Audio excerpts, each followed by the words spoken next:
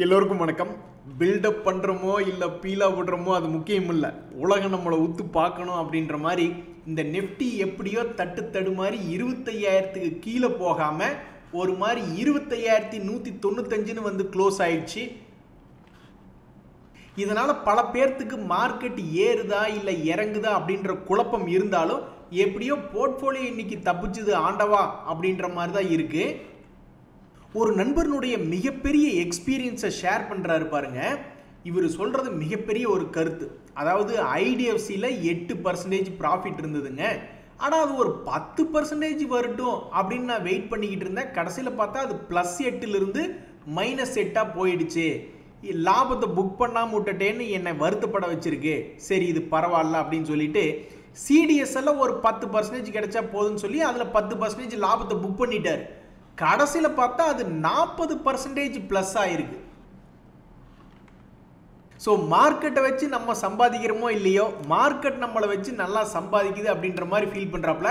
இவர் சொல்லக்கூடிய கருத்து என்பது மிகப்பெரிய ஆழ்ந்த கருத்து, அர்த்தமுள்ள கருத்து. இந்த நண்பர் சொன்ன கருத்தை ஒரு ரூம் போட்டுக்கொண்டு பல ரவுண்டுகள் நம்ம டிஸ்கஸ் பண்ணாதான் ஒரு தெளிவு கிடைக்கும் போல. அதாவது 8% நிறைய பேர்த்துக்கு கிடைக்குது. அதே மாதிரி ஒரு 40 to 50% லாஸ் என்பது ஆல்மோஸ்ட் 80%க்கு மேலே எல்லாருமே இதை பார்க்குறாங்க. அதாவது ஏதாவது ஒரு பங்குகள் எடுக்கிறாங்க, துரதிருஷ்டவசமாக 40-50% இறங்கவும் செய்து ஒரு 8% லாபம் என்பதும் கிடைக்குது. சில பேர்லாம் வந்து 40% லாஸ் பார்த்தாலும் 40% அதுக்கும் மேலே லாபம் பார்க்கக்கூடிய ஆட்கள்லாம் இருக்காங்க. ஆனால் அதெல்லாம் வெறும் ஒரு 10%க்குள்ளே தான் இருக்காங்க.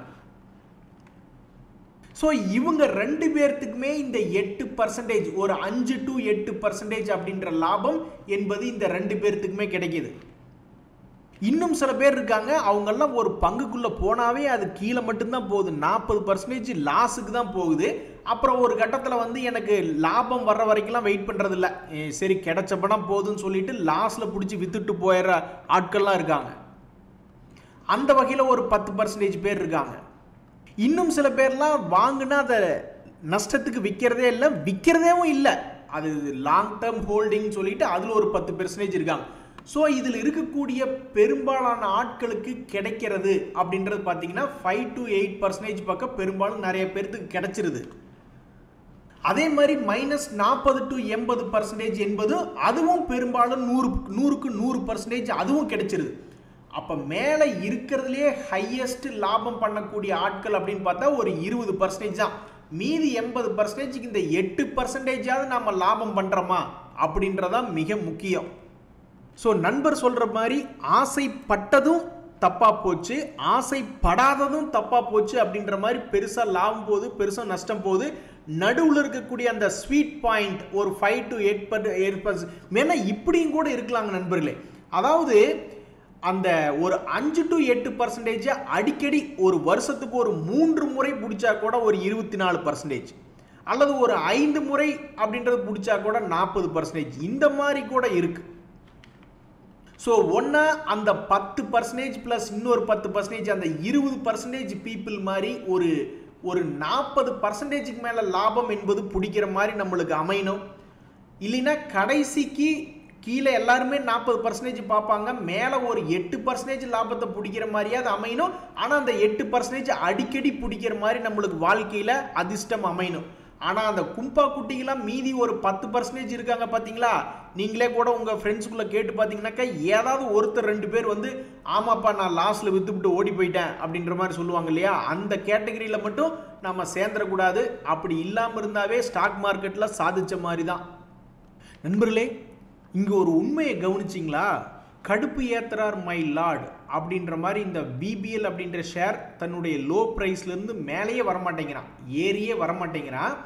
இருந்தாலும் கடந்த 3 முறை 5%க்குள்ளேயே தள்ளுமுள்ளு விளையாட்டு பண்ணியிருக்கான். கவனிச்சிங்களா? இது வந்து எப்படி இப்படி பண்ணுறான்னே தெரில. பார்க்குறக்கு ஏதோ சின்ன சின்ன உருண்டைகளாக இருக்குது. ஆனால் கணக்கு போட்டோம்னா கரெக்டாக அந்த லோ ரேட்லேருந்து ஒரு முறை 5% ஏறி இருக்கான், அப்புறம் மறுபடி கீழே இறங்கிட்டான், அப்புறம் மறுபடியும் 5%. எதுக்கு தான் இப்படி 5% விளையாண்டுக்கிட்டு இருக்கான்னு தெரியல. இன்னைக்கு ஏறினதை கணக்கு போட்டோம்னா இன்னைக்கு ஒரு 5% ஆச்சு.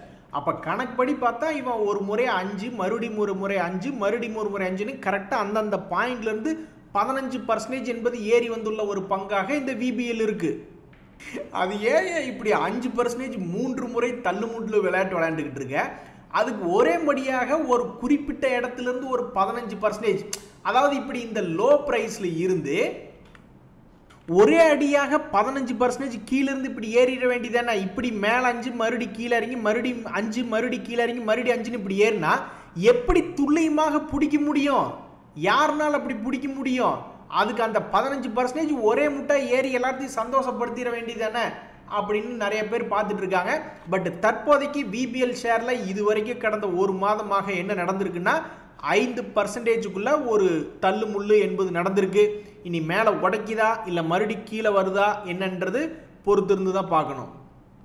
நண்பர் ஒருத்தர் நேத்தே மனசில் நினச்சிட்டாரு, அதே மாதிரி தான் இன்னைக்கு மார்க்கெட் நடத்தி காமிச்சிருக்கு. அதாவது இந்த தேஜாஸ் HCL பங்கெல்லாம் வந்து ரிசல்ட்டுக்கு அப்புறம் என்ன ஆகுமோன்னு பல பேர் நினச்சிக்கிட்டு இருக்கீல, அவர் நேத்தே மனசுக்குள்ளே நினச்சிட்டாரு போல, நாளைக்கு கண்டிப்பாக அதுக்கெல்லாம் சங்குதி பால் தெளிக்க போகிறாங்க அப்படின்ற மாதிரி ஒரு பயத்தில் சொல்லிட்டு இருந்திருக்காரு. அதே மாதிரி அவர் மனசில் என்ன நினைச்சாரோ அதே மாதிரி இந்த தேஜாஸ் நெட்வொர்க்ஸ் அப்படின்ற பங்கு இன்னைக்கு ரிசல்ட்டினுடைய இம்பேக்ட்னால 6% இறங்கியிருக்கு. மிகவும் வலுவான ஐடிலேயே கொடியட்டி பறக்கக்கூடிய எக்ஸ்போர்ட்டர் அந்த பங்கு HCL டெக்னாலஜிஸ், அவனையும் ஒரு 3.25% இறக்கி விட்டுட்டாங்க. எல்லாமே ரிசல்ட் இம்பேக்ட் தான். நீங்கள் மட்டும் 90s கிட்ஸுக்கு கல்யாணம் ஆகுமா ஆகாதா அப்படின்ற மாதிரி ஒரு ஜோசிய கடையை ஆரம்பிச்சிங்கன்னா நீங்கள் வேற லெவல் போயிடுவீங்க. அதாவது என்ன சொல்கிறாங்கன்னா, ரொம்ப கோபப்படாதீங்க, அநியாயத்தை கண்டு பொங்காதீங்க, அது உங்கள் ஹார்ட்டுக்கு நல்லதில்லை அப்படின்ற மாதிரி சொல்கிறாங்க. அதாவது நரம்பு மண்டலத்துக்கும் ரொம்ப அமைதியாக இருந்தால் தான் நல்லதுன்றாங்க. நம்ம ஷேர் மார்க்கெட்டில் இருந்துக்கிட்டு எப்படி அமைதியாக இருக்கிறதுன்னு தெரியல. அதுலேயும் குறிப்பாக இந்த ட்ரேடர்கள் என்ன பண்ணுறாங்கன்னா, ஒரு மாதத்தில் ஷார்ட் டேர்மில் ட்ரேட் பண்ணும் அப்படின்னு சொல்லிட்டு ஒவ்வொரு மாதத்தினுடைய முதல் மற்றும் 2வது திங்கட்கிழமைகளில் ஏதாவது பங்குகள் பெருசாக வாலட்டிலிட்டி இருக்கா அப்படின்ற மாதிரிலாம் பார்த்துக்கிட்டு இருந்தாங்க. ஸோ குறைந்தது இந்த 1 hour சார்ட்டு 4 hour சார்ட்லாம் போட்டு எப்படி தான் இந்த ட்ரேடர்கள் வந்து மைண்டை ரிலாக்ஸாக வச்சுருக்காங்கன்னு தெரில. இந்த APL லிமிடெட் அப்படின்னு ஒரு பங்குங்க நண்பர்களே, இவன் சமீபத்தில் இந்த மாதத்தில் ஏதோ ஒரு காரணத்தினால பெரிய ஒரு கேண்டில் அப்படின்றது போட்டிருந்தான். அதனுடைய அடிவாரத்துக்கு வந்த பிறகு ஒரு 5% பக்கம் சமீபத்தில் ஏறி ரெக்கவரி என்பது ஆயிருக்கு. இது மாதிரி இந்த ட்ரெண்ட் அப்படின்னு கூட ஒரு பங்கு, அவன் ஏதோ ஒரு பிஸ்னஸ் அப்டேட்டை ஏதோ ஒன்று கொடுத்தான்னு நினைக்கிறேன். அவனை கேப் டவுன் பண்ணது மட்டும் இல்லாமல் அன்னைக்கு மிகப்பெரிய ஒரு பெரிய கேண்டில் அப்படின்றது இந்த ட்ரெண்ட் அப்படின்ற கம்பெனியில் போட்டு விட்டாங்க. அந்த கம்பெனியினுடைய அடிவாரத்தில் இப்போதைக்கு அந்த பங்கினுடைய ப்ரைஸ் என்பது ட்ரேட் ஆகிட்டு இருக்கு. இந்த மாதிரி ஷார்ட் டைம் ஃப்ரேமில் இது மாதிரி வாலட்டிலிட்டியான பங்குகள் ரொம்பவுமே வாலட்டிலிட்டி ஆடிக்கிட்டு இருக்காங்க. இதெல்லாம் எப்படி ட்ரேடர்கள் அவங்களுடைய மனசை கூலாக வச்சு ஹேண்டில் பண்ணிக்கிட்டு இருக்காங்கன்னு தெரியல. நம்மளுக்கு ரெக்கார்ட் பண்ணும்போது பக்கத்து வீட்டுக்காரன் பாட்டை போட்டு விட்டாவே நம்மளுக்கு ஒரு மாதிரி மனசு கொதிப்படையுது. இதெல்லாம் என்ன பண்ணுறதுனே தெரியல. அந்த ட்ரேடர்களையெல்லாம் 2 கரம் கூப்பிட்டு கும்பிட்டுக்கிட வேண்டியதுதான், இந்த மாதிரி ஷார்ட் டைம் ஃப்ரேமில் ட்ரேட் பண்ணுற ட்ரேடர்களையெல்லாம்.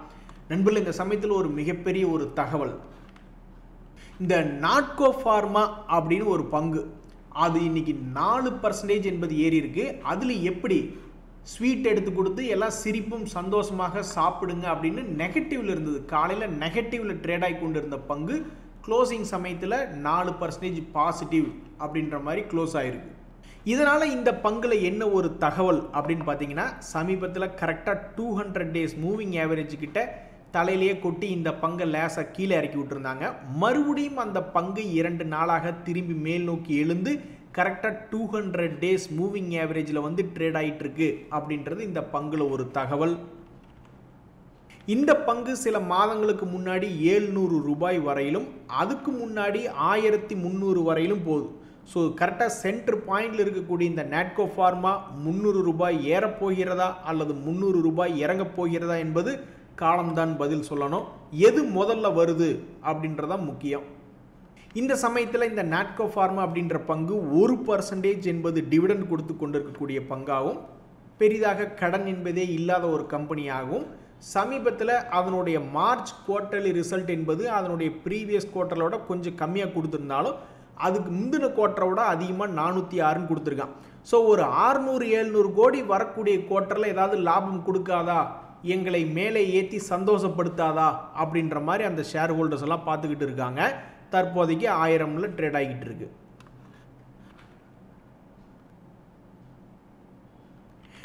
அட பாவி மனுஷா, எங்க லாபம் எங்கடா அப்படின்னு கேட்குற மாதிரி இந்த பிர்லா சாஃப்ட் அப்படின்ற பங்கு இன்னைக்கு ஒரு டாப் கெய்னராக ஏறி பல பேர்த்த சந்தோஷப்படுத்தியிருக்கு. இன்னைக்கு 50 டேஸ் மூவிங் ஆவரேஜை தாண்டிய ஒரு பங்காக இன்னைக்கு இந்த பிர்லா சாஃப்ட்ல ஒரு தகவல்.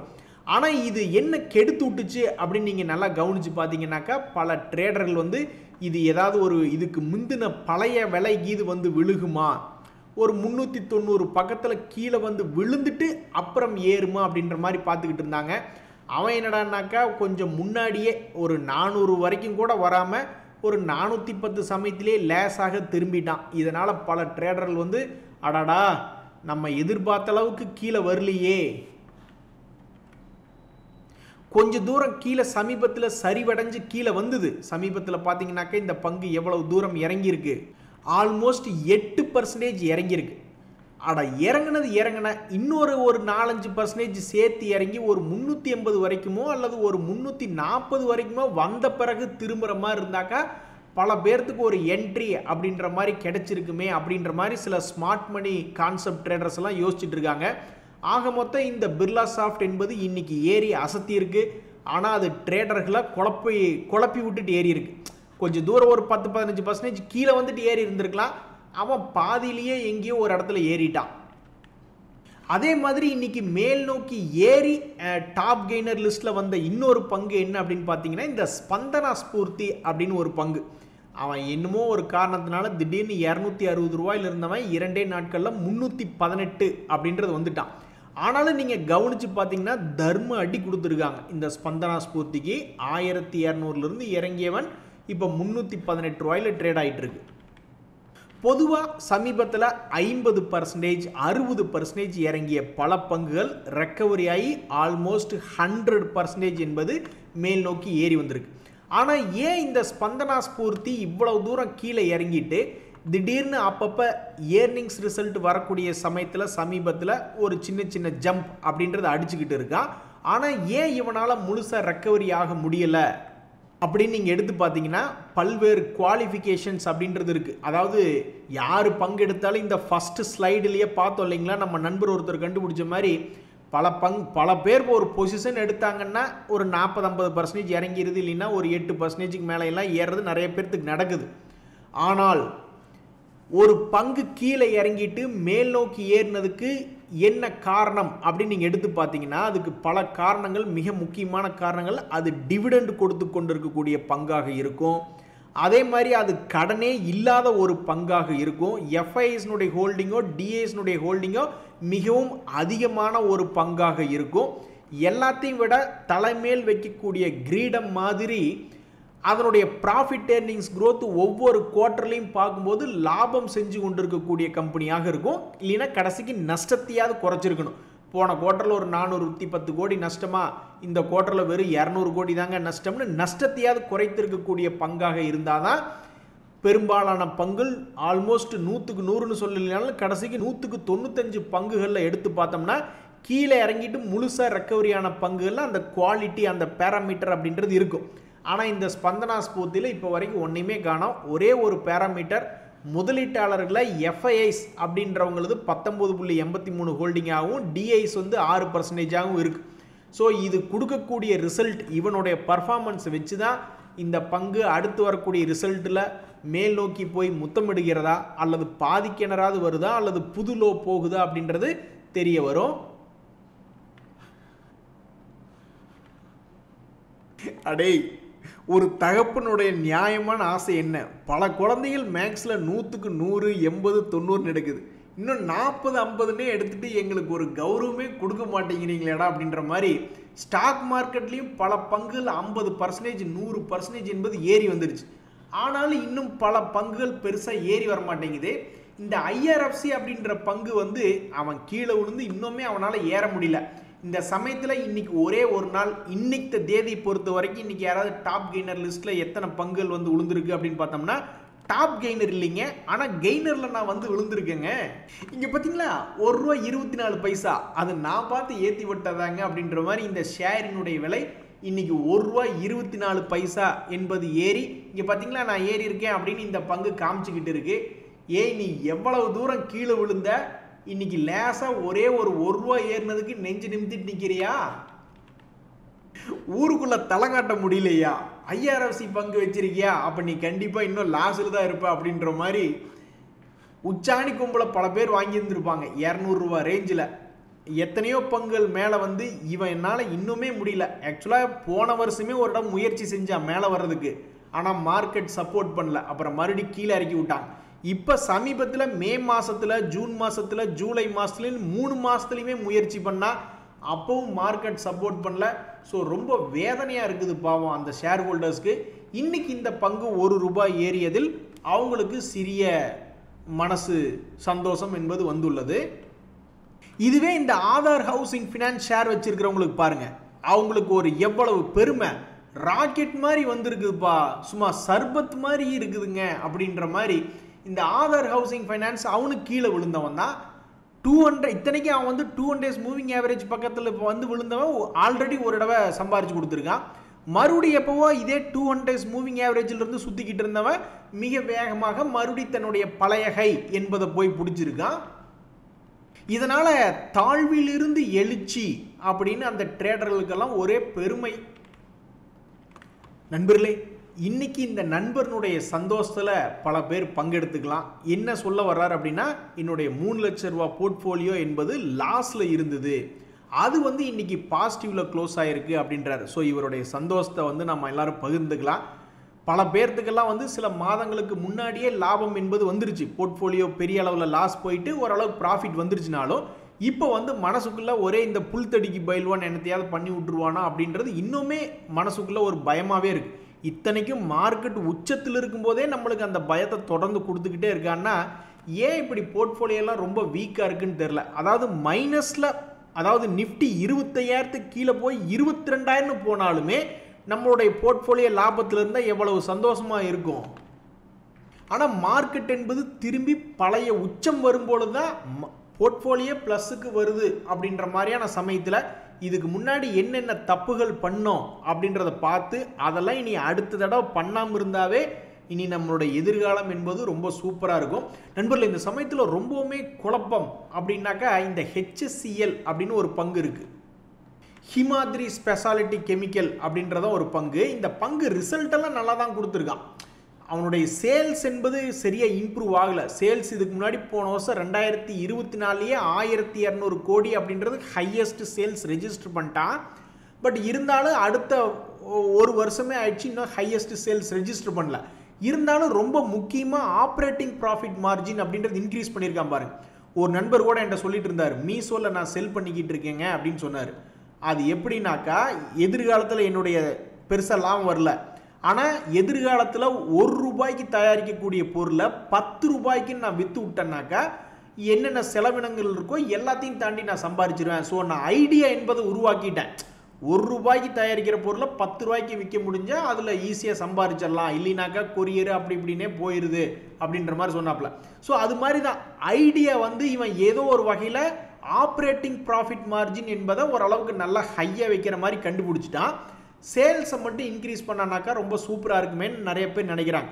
அது மட்டும் இல்லாமல் எவ்வளவு அடசாமி இங்கிருந்தே ஆரம்பிச்சிருக்கு, 36லேருந்து 65, 76, 86ன்னு அவன் இன்க்ரீஸ் பண்ணிகிட்டே போயிருக்கான். 179 கோடின்னு சமீபத்தில் இவனுடைய லாஸ்ட் Q1 ரிசல்ட்டையும் கொடுத்துட்டான். இருந்தாலும் இந்த ஷேர் ப்ரைஸ் ஏன் கீழே விழுந்துட்டு இவனால் எந்திரிச்சு நிற்க முடியல அப்படின்றது சத்தியமாக புரியாத புதிராகவும் ஒரே குழப்பமாகவும் இருக்குது. ஸோ அவனுடைய ஏர்னிங்ஸ் சேல்ஸ் இன்க்ரீஸ் ஆகலினாலும் ஆப்ரேட்டிங் ப்ராஃபிட் மார்ஜின் மூலியமாக அவனுடைய குவார்ட்டர்லி ஏர்னிங்ஸ் நல்லா தான் இருக்குது. இருந்தாலும் அவனுடைய ப்ரைஸ் ஏற மாட்டேங்குது. இது வந்து ரொம்பவுமே வித்தியாசமான ஒரு ஷேராக உள்ளது. ஆண்டவனுக்கே வெளிச்சம் அப்படின்ற மாதிரி இருக்குது. எஃப்ஐஎஸை பொறுத்த வரைக்கும் அவங்க வந்து அவங்களும் சும்மா கையில் வச்சுக்கிட்டே பார்த்துக்கிட்டே இருக்காங்க, அவங்களும் பெருசாக சேஞ்ச் பண்ணிக்கல. இந்த டிஐஸ் மட்டும் முதல்ல ஒன்றுமே ஹோல்டிங் பர்சன்டேஜ் பெருசாக இல்லாமல் இருந்தவங்க அவங்க ஒவ்வொரு குவார்ட்டராக ஆட் பண்ணிக்கிட்டே இருக்காங்க, என்ன நம்பிக்கையிலேன்னு தெரில. ஸோ இந்த பங்கு ரொம்பவுமே வித்தியாசமான ஒரு பங்காக இருக்கக்கூடிய இந்த ஹிமாத்ரி ஸ்பெஷாலிட்டி கெமிக்கல் அப்படின்ற பங்கில் என்ன தகவல் அப்படின்னா, அவங்க வெளியிட்டிருக்கக்கூடிய ஜூன் ரிசல்ட் என்பது சேல்ஸ் இன்க்ரீஸ் என்பது ஆகவில்லை. அதுக்கு பதிலாக மாறுதலாக அவங்களுடைய நெட் ப்ராஃபிட் என்பது ஏறி இருக்குது அப்படின்ற மாதிரி ஒரு தகவல். நன்றி, வணக்கம்.